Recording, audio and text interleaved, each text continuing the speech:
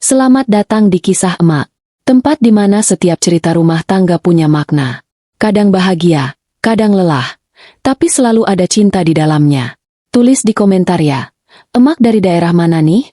Jangan lupa klik like dan subscribe, agar tidak ketinggalan kisah-kisah hangat lainnya dari Kisah Emak.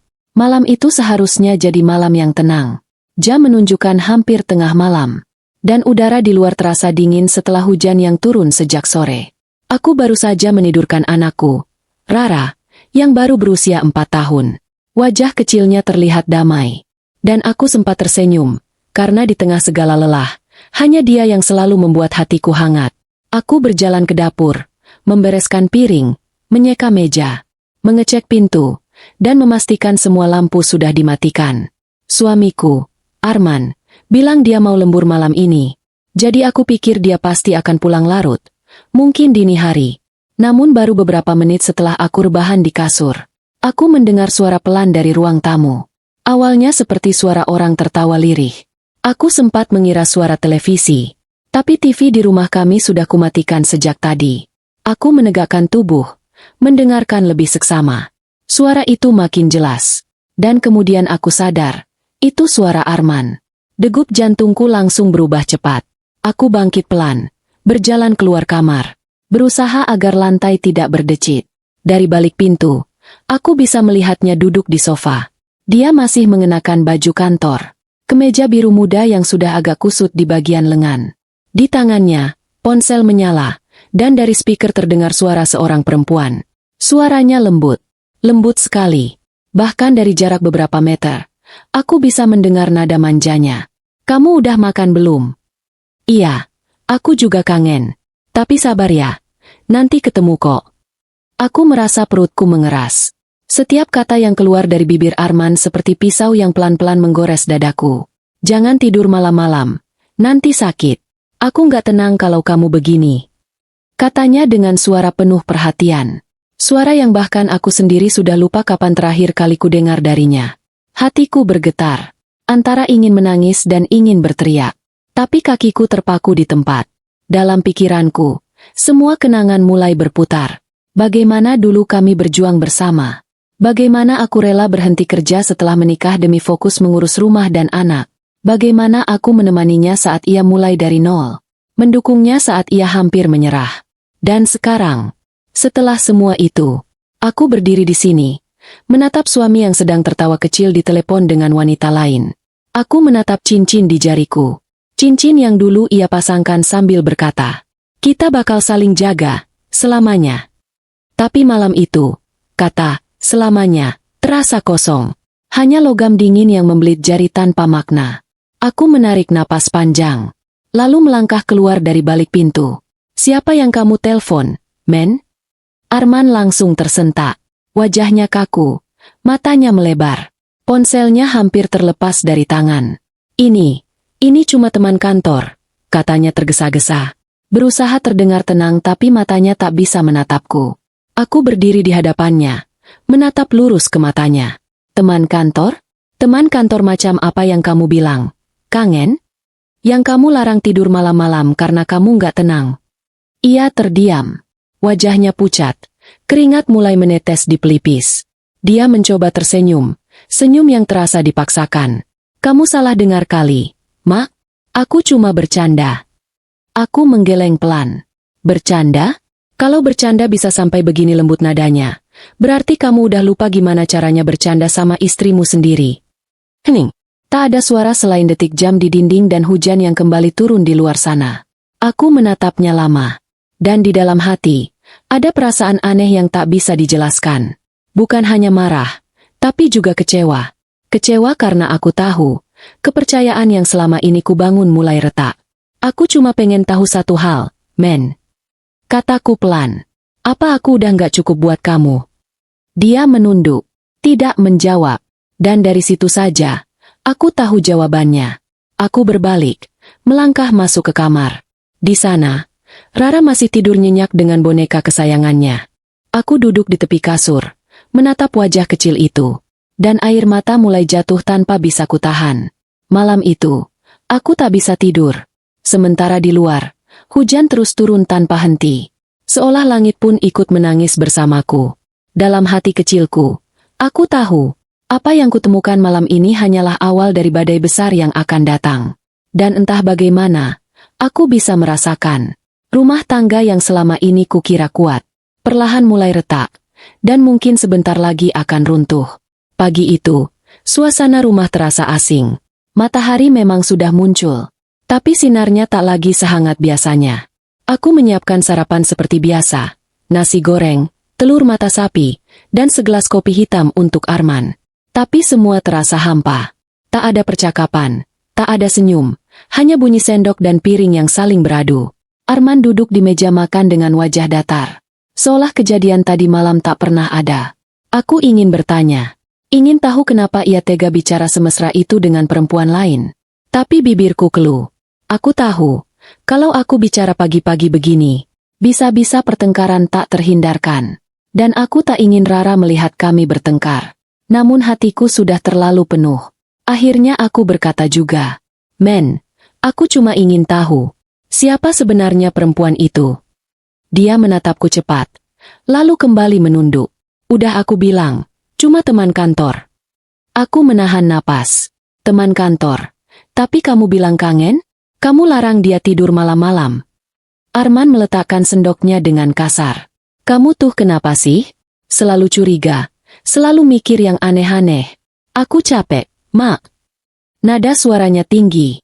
Rara yang sedang makan roti langsung berhenti dan menatap kami ketakutan. Aku menatap suamiku dengan mata berkaca-kaca. "Aku curiga karena aku istrimu, Men. Aku curiga karena aku peduli. Aku takut kehilangan kamu." Dia berdiri, mendorong kursinya ke belakang. "Kamu nggak pernah berubah. Selalu drama. Makanya aku nggak betah di rumah. Semua hal kecil kamu jadikan masalah." Kata-katanya menusuk lebih tajam dari pisau. Aku diam. Sakit. Tapi aku berusaha tetap tenang. "Aku nggak butuh kamu sempurna, Men. Aku cuma butuh kamu jujur. Aku cuma pengen tahu apa yang sebenarnya terjadi." Dia tertawa kecil, tapi tawanya getir. "Jujur? Kamu nggak akan sanggup dengar kalau aku jujur." Hatiku bergetar. Aku menatapnya lama. "Coba aja. Biar aku tahu apa yang harus aku pertahankan." Ia menatapku sebentar, lalu mengambil jaket. "Aku kerja dulu. Aku nggak mau bahas ini lagi." Dan tanpa menoleh sedikit pun, dia pergi meninggalkan rumah. Aku hanya berdiri di depan pintu, memandangi punggungnya yang menjauh. Perasaan di dadaku seperti campuran antara marah, sedih, dan kehilangan. Rara menarik ujung bajuku. "Mama, Papa marah ya?" Aku menunduk, memeluk anakku erat-erat. "Nggak apa-apa, sayang. Papa cuma lagi capek." Tapi dalam hati, aku tahu, bukan lelah karena kerja, melainkan lelah karena sudah tak lagi ingin berjuang bersama. Siangnya, aku duduk di teras sambil menatap hujan yang mulai turun. Aku mencoba menenangkan diri, tapi pikiranku tak berhenti memutar kejadian semalam. Suara tawa di telepon itu masih terngiang. Nada mesra Arman masih jelas di telingaku. Aku mulai bertanya pada diri sendiri, apakah aku yang salah? Apakah selama ini aku kurang perhatian? Kurang cantik? Kurang menyenangkan? Tapi kemudian aku sadar, aku sudah berikan semuanya. Aku berkorban, meninggalkan karir, menyisihkan mimpiku demi keluarga kecil ini. Aku rela tak punya waktu untuk diri sendiri. Asal Arman dan Rara bahagia. Tapi ternyata, kebahagiaan itu kini terasa berat sebelah. Malam harinya, Arman pulang lebih larut dari biasanya. Wangi parfum asing menempel di bajunya. Aku tahu itu bukan parfumnya. Aku diam. Bukan karena pasrah, tapi karena aku takut. Kalau aku bicara, hubungan ini benar-benar akan pecah. Tapi siapa sangka, kadang diam justru jadi awal dari kehancuran yang lebih dalam. 3 hari setelah kejadian itu, Arman makin jarang bicara. Ponselnya selalu digenggam, bahkan dibawa ke kamar mandi. Setiap kali aku mendekat, dia langsung menutup layar. Aku menatapnya dengan perasaan campur aduk. Aku ingin marah, tapi juga takut kehilangan. Aku ingin bertahan, tapi hati rasanya mulai rapuh. Hingga suatu malam, aku melihatnya tersenyum saat membuka pesan di ponselnya. Senyum yang hangat, senyum yang dulu selalu jadi milikku. Dan di situ, aku sadar, Mungkin memang ada orang lain di hatinya sekarang. Aku cuma belum punya bukti. Namun satu hal pasti, aku tak bisa terus hidup dalam bayangan kebohongan. Malam itu, aku menatap wajahnya yang tertidur di sampingku, dan berbisik dalam hati, kalau kamu memang sudah tak lagi mencintaiku, aku siap dilepaskan. Tapi jangan sakiti aku dengan dusta. Aku menutup mata, tapi air mata terus mengalir tanpa henti. Dan di balik kesunyian malam, aku berjanji, jika waktunya tiba, aku akan memilih bertahan hanya untuk kebahagiaan anakku. Bukan lagi demi seseorang yang sudah tak lagi menghargai cintaku. Hari itu, aku benar-benar merasa kelelahan. Bukan karena pekerjaan rumah, tapi karena hatiku yang tak tenang setiap kali melihat Arman pulang dengan wajah asing. Sudah hampir 2 minggu sejak malam ketika aku memergokinya menelepon diam-diam. Sejak itu, suasana rumah tak pernah sama lagi. Kami bicara seperlunya, sekadar basa-basi. Bahkan untuk menatap matanya pun, aku sudah tak sanggup. Namun Tuhan selalu punya cara untuk membuka kebenaran. Dan cara itu datang di hari yang tak pernah kuduga. Siang itu, aku sedang menjemur pakaian di belakang rumah. Ponselku bergetar. Nomor tak dikenal muncul di layar. Aku sempat ragu mengangkatnya. Tapi entah kenapa, hati kecilku berbisik, angkat saja. Halo, ini Ibu Rina, istri Pak Arman, betul? Suara perempuan di seberang terdengar sopan tapi gugup. Aku sedikit terkejut. Iya, saya sendiri. Ini siapa ya? Hening beberapa detik. Lalu suara itu bergetar. Maaf, Bu. Saya, teman kantor Pak Arman. Nama saya Sinta. Dadaku langsung sesak. Nama itu asing. Tapi aku tahu. Ini pasti tentang hal yang selama ini kutakuti. Teman kantor? Ada apa, Mbak? Tanyaku pelan, berusaha terdengar tenang walau tanganku mulai gemetar. Sinta menarik napas panjang, lalu berkata, "Saya minta maaf, Bu. Saya tidak tahu kalau Pak Arman sudah menikah." Dunia seperti berhenti berputar. Suara itu terus terdengar, tapi pikiranku kosong. Selama ini saya pikir dia belum punya istri. Dia bilang sudah lama pisah sama istrinya. Kami memang dekat, tapi saya nggak tahu kalau beliau berbohong. Hatiku remuk. Air mata langsung jatuh tanpa bisa kutahan. Aku menutup mulut dengan tangan, menahan isak yang hampir pecah. "Mbak Sinta," kataku terbata. "Sejak kapan kalian dekat?" "Sekitar 3 bulan, Bu. Tapi akhir-akhir ini saya sadar ada yang aneh. Saya curiga, makanya saya coba cari tahu. Dan, saya temukan foto pernikahan Ibu di media sosial. Saya benar-benar minta maaf." Aku tak sanggup bicara. Hanya bisa mengucap, "Terima kasih udah jujur, Mbak." Begitu telepon ditutup, aku terduduk di lantai dapur. Air mata tak berhenti mengalir. Selama ini aku mencoba menolak kenyataan. Tapi kini, semuanya jelas. Arman berselingkuh. Dan yang lebih menyakitkan, dia bahkan berani menyembunyikan status pernikahannya demi perempuan lain. Sore harinya, Arman pulang seperti biasa. Wajahnya datar, seolah tak ada apa-apa. Aku memandangnya lama. Di mataku, tak lagi ada cinta, hanya luka yang terlalu dalam untuk disembunyikan. "Men, kita perlu bicara," kataku tegas. Dia meletakkan tas, menatapku dengan ekspresi waspada. "Tentang apa lagi?" "Aku capek, Mak." Aku berjalan ke meja makan, mengambil ponsel, dan memutar rekaman suara dari Sinta yang kubuat diam-diam. "Saya minta maaf, Bu. Saya tidak tahu kalau Pak Arman sudah menikah." Wajah Arman langsung pucat. Matanya membesar. "Kamu ngapain hubungin dia? Kamu sengaja mau mempermalukan aku, ya?" Aku menatapnya tajam. "Bukan aku yang mempermalukan kamu, Men. Kamu sendiri yang menjatuhkan harga dirimu." Tanganku gemetar, tapi aku menahan diri agar tidak menangis di depannya. "Aku tahan selama ini. Aku sabar, karena aku masih percaya sama kamu. Tapi ternyata, yang aku jaga cuma bayangan. Kamu udah berubah." Arman membanting ponsel ke meja. "Aku udah bilang, aku cuma butuh ruang. Kamu tuh terlalu ngatur, terlalu curiga." "Curiga? Karena kamu bohong. Karena kamu ngasih perhatian ke perempuan lain, bukan ke istrimu sendiri." Suara kami meninggi. Rara yang sedang menggambar di ruang tengah mulai menangis. Ketakutan. Aku langsung menghampirinya dan memeluknya erat. Udah, nak, nggak apa-apa. Tapi Arman malah berkata dengan nada tinggi. Aku udah nggak tahan lagi. Hidup sama kamu selalu penuh tuduhan. Kalau begini terus, mending kita pisah aja. Aku terdiam. Kata-kata itu seperti pisau yang menancap tepat di jantungku. Pisah? Aku berbisik lirih. Setelah semua yang aku lakukan buat kamu. Dia menatapku dingin. Aku talak kamu, Rina. Dunia seakan berhenti. Suara hujan di luar terdengar seperti gema jauh. Rara menangis makin keras. Aku berdiri kaku. Tak tahu harus berkata apa. Kamu serius, men? Tanyaku dengan suara nyaris tak terdengar. Kamu jatuhkan talak cuma karena aku minta kejujuran. Dia tak menjawab. Hanya berbalik dan melangkah keluar rumah. Aku terduduk di lantai. Rara memelukku erat. Tubuhnya gemetar. Mama jangan nangis. Katanya dengan suara kecil. Aku memeluknya erat. Membiarkan air mata jatuh tanpa henti. Malam itu, rumah yang dulu penuh tawa berubah menjadi saksi dari perpisahan yang paling menyakitkan dalam hidupku. Dan di dalam hati, aku tahu, tidak ada yang lebih pedih daripada dikhianati oleh seseorang yang dulu kita perjuangkan sepenuh hati. Setelah malam itu, semuanya berubah. Rumah yang dulu ramai oleh tawa Rara dan suara candaan Arman, sekarang sunyi seperti rumah kosong tanpa jiwa.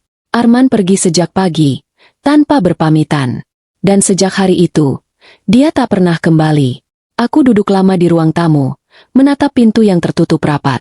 Udara dingin pagi itu terasa menembus tulang. Aku memeluk Rara yang duduk di pangkuanku. Matanya sembab karena menangis semalaman. Mama, Papa kemana? Aku menatap wajah kecil itu, mencoba tersenyum. Papa kerja, sayang. Nanti pulang. Tapi entah kenapa, kata-kata itu terasa berat di lidahku. Aku tahu, Arman mungkin tidak akan pulang lagi. Setidaknya, bukan sebagai suamiku. Hari-hari berikutnya berjalan lambat dan menyakitkan. Setiap sudut rumah mengingatkanku pada kenangan bersamanya. Cangkir kopinya yang masih tergantung di dapur. Baju kerjanya yang belum sempat disetrika. Bahkan sandal kulit di depan pintu yang masih tergeletak sepasang. Aku berusaha tetap kuat demi Rara. Aku masak. Aku bersihkan rumah. Meski air mata kadang menetes di sela kegiatan itu. Sakitnya bukan hanya karena kehilangan, tapi karena ditinggalkan tanpa penjelasan yang layak. Sampai suatu hari, pesan singkat masuk ke ponselku. Nomor Arman. Hanya 2 kalimat. Aku minta maaf. Aku butuh waktu sendiri. Aku menatap layar ponsel lama sekali. Begitu saja? Setelah semua? Setelah talak yang diucapkannya dengan mudah di hadapan anak kami? Aku tak membalas. Bukan karena benci, tapi karena aku lelah. Aku sudah tak tahu lagi kata apa yang bisa menjelaskan perasaanku.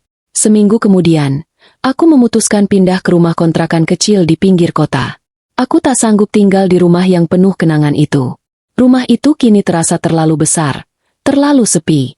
Dengan uang tabungan yang tersisa, aku menyewa rumah mungil dengan 2 kamar. Cukup untukku dan Rara. Atapnya bocor sedikit. Dindingnya retak di beberapa tempat. Tapi di sanalah aku mulai belajar hidup kembali.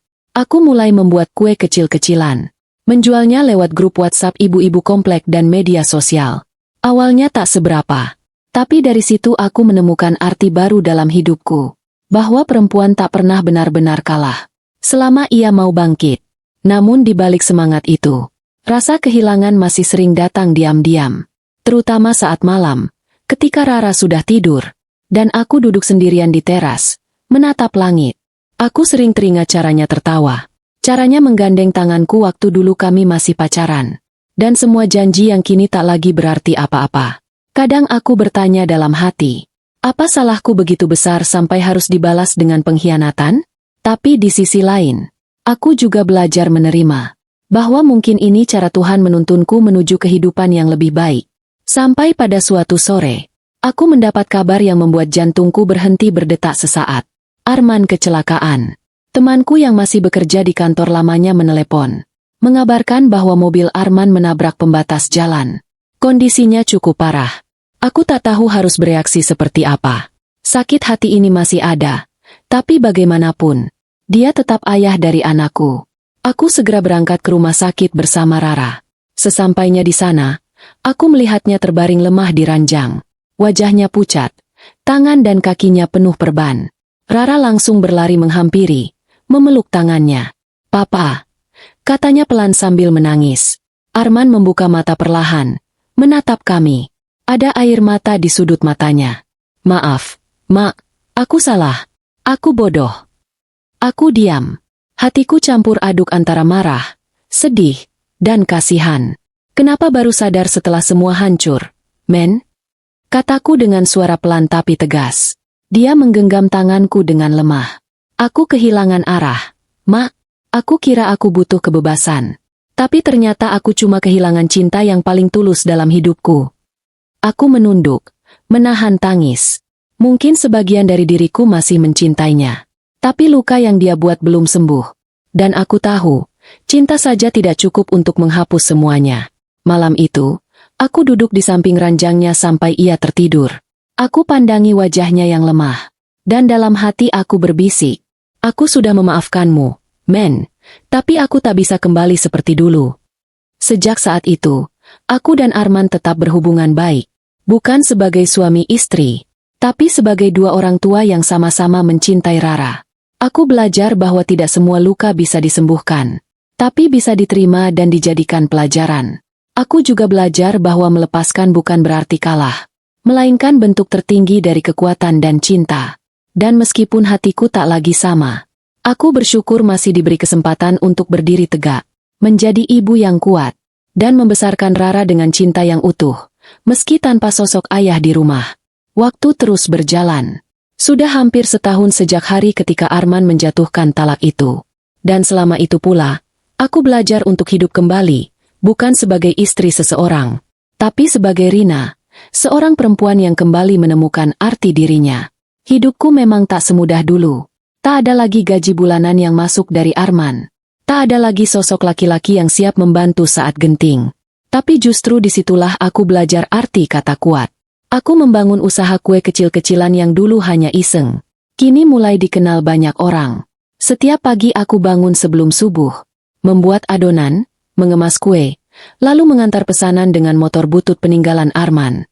Capek, tentu. Tapi setiap kali aku melihat Rara tersenyum sambil bilang, "Kue mama enak banget. Nanti Rara bantu jualin ke teman-temannya." Semua lelah itu hilang begitu saja. Dari situ aku sadar. Kebahagiaan tidak selalu datang dari orang lain. Kadang, kebahagiaan lahir dari ketulusan kita sendiri untuk bertahan dan berjuang. Suatu sore, aku sedang duduk di teras kecil rumah kontrakan kami. Rara sibuk menggambar di meja kecilnya. Angin sore bertiup lembut membawa aroma tanah basah. Ponselku berbunyi. Pesan dari Arman. "Mak, aku boleh mampir? Aku kangen Rara." Aku menatap pesan itu lama. Ada rasa rindu. Tapi juga tenang. Aku tahu, perasaanku sudah berbeda sekarang. Sore itu Arman datang. Tubuhnya tampak lebih kurus. Wajahnya lebih tenang dari terakhir kali aku melihatnya. Dia membawa tas berisi buku dan mainan untuk Rara. "Kamu kelihatan bahagia, Mak," katanya pelan. Aku tersenyum tipis. Mungkin karena sekarang aku belajar bahagia tanpa menunggu dari siapapun. Dia menunduk, menatap tangannya sendiri. "Aku menyesal, Mak, tapi aku juga tahu, kamu udah jauh lebih kuat dari dulu." Aku mengangguk. Kita semua berubah, Men. Kadang kehilangan itu memang perlu, supaya kita bisa menemukan versi terbaik dari diri sendiri. Kami berbicara lama sore itu. Bukan lagi dengan amarah, tapi dengan kedewasaan. Untuk pertama kalinya setelah semua yang terjadi, aku benar-benar bisa memaafkannya, tanpa rasa benci, tanpa dendam. Karena aku akhirnya paham, memilih memaafkan bukan berarti menyerah, tapi cara untuk melepaskan diri dari masa lalu yang menahan kita. Hari-hariku kini tak lagi sesepi dulu. Aku sibuk dengan pesanan kue, dan sesekali membantu ibu-ibu di lingkungan untuk memulai usaha rumahan. Kami saling dukung, saling berbagi cerita, saling menguatkan. Rara tumbuh jadi anak yang ceria dan pintar. Setiap kali dia melihatku lelah, dia akan berkata dengan polos, "Mama, jangan sedih ya. Tuhan sayang sama kita." Dan setiap kali mendengar itu, aku tahu Tuhan benar-benar menjagaku lewat sosok kecil itu. Suatu malam, aku menatap diri di cermin. Wajahku memang tak semudah dulu. Garis halus mulai terlihat di sekitar mata. Tapi di balik itu, aku melihat sosok perempuan yang jauh lebih kuat dari sebelumnya. Perempuan yang dulu menangis karena ditinggalkan. Sekarang tersenyum karena bisa berdiri di atas kakinya sendiri. Aku belajar bahwa cinta sejati tak selalu berarti memiliki seseorang. Tapi tentang menerima diri sendiri apa adanya. Tentang berani berkata, "Aku cukup. Aku berharga. Aku mampu." Beberapa bulan kemudian, usaha kuenya semakin besar. Aku mulai menerima pesanan untuk acara besar, bahkan dari luar kota. Rara ikut senang, karena setiap kali kami dapat pesanan banyak, dia akan bilang bangga, "Mama hebat." Dan disitulah aku sadar, aku tidak kehilangan segalanya. Aku hanya kehilangan yang tidak pantas untukku, supaya aku bisa menemukan kebahagiaan yang sebenarnya. Malam itu, aku menulis di buku catatanku. Dulu aku menangis karena ditinggalkan. Sekarang aku tersenyum karena aku berhasil menemukan diriku sendiri. Aku menutup buku itu, menatap langit malam yang bertabur bintang. Di dalam hati, aku berbisik lembut, "Terima kasih, Tuhan. Karena dari luka, Engkau ajarkan aku cara untuk mencintai dengan lebih benar."